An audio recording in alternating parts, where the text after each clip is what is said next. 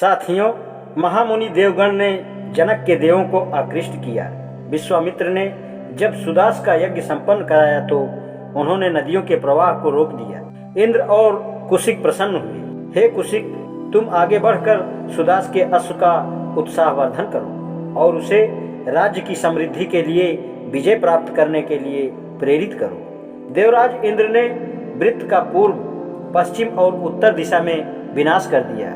इसलिए पृथ्वी के पवित्र स्थल पर सुदास इंद्र की पूजा करें। ब्राह्मणों के लिए अपनी दानशीलता के लिए प्रसिद्ध सुदास आतिथ्य के नाम से पुकारा जाता था।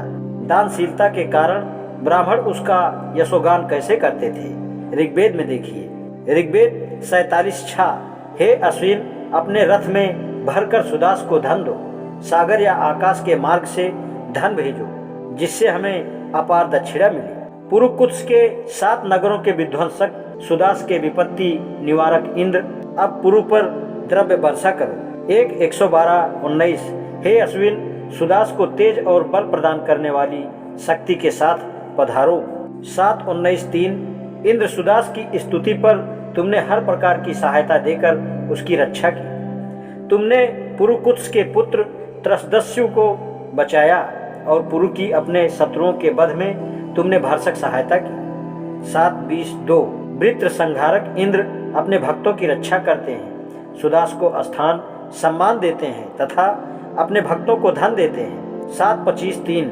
सुदास को 100 बार सहायता दो, 1 सहस्र मनोवांछित उपहार दो, समृद्धि प्रदान करो, विनाशक शस्त्रों का नाश करो, हमें यश और धन दो। 7:32-10। इंद्र और मारुतों से रक्षित सुदास के रथ को रोकने की शक्ति किसी में नहीं है।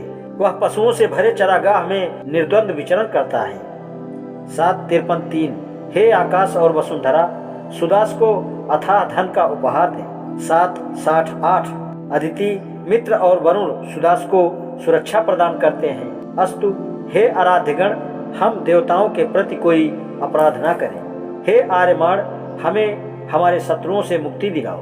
हे बलशाली देवजन, सुदास को विस्तृत प्रसाद प्रदान करो। ये ऋग्वेद से संकलित और महाभारत के शांति पर्व में वर्णित पैजवन के जीवन वृत्त के अंश हैं। ऋग्वेद से हमें यह मालूम होता है कि उसका वास्तविक नाम सुदास था। महाभारत में उसे शूद्र बताया गया है, जो एकदम नई बात है। शूद्र का आर्य होना, शूद्र का क्षत्रिय होना और शूद्र का राजा होना, इससे अधिक विस्मयजनक क्रांतिकारी बात और क्या हो सकती है। जीवन वृत्त की खोज को समाप्त करने से पहले 3 महत्वपूर्ण प्रश्नों पर विचार करना जरूरी है। क्या सुदास आर्य था? यदि सुदास आर्य था तो उसकी जाति क्या थी? यदि सुदास शूद्र था तो शूद्र का क्या अर्थ है? हमें दूसरे प्रश्न से प्रारंभ करना बेहतर होगा। इससे समाधान हेतु हम ऋग्वेद का आश्रय लेते हैं। ऋग्वेद में त्रित्सु, भरत, तुर्वस, द्रायु, यदु, पुरु और अनु आदि अनेक जातियों का वर्णन है। ऋग्वेद में ही साक्ष्यानुसार सुदास का संबंध पुरु, त्रित्सु और भरत जातियों से था। अस्तु हमें अपनी खोज इन्हीं 3 जातियों तक सीमित रखना श्रेयस्कर होगा। ऋग्वेद में सुदास और त्रित्सु का संबंध इस प्रकार दर्शाया गया है। मंत्र 1:63-7 में देवदास को पुरगढ़ का राजा कहा गया है। मंत्र 1:130-7 में देवदास पौरव बताया गया है, अर्थात पुरु का वंशज।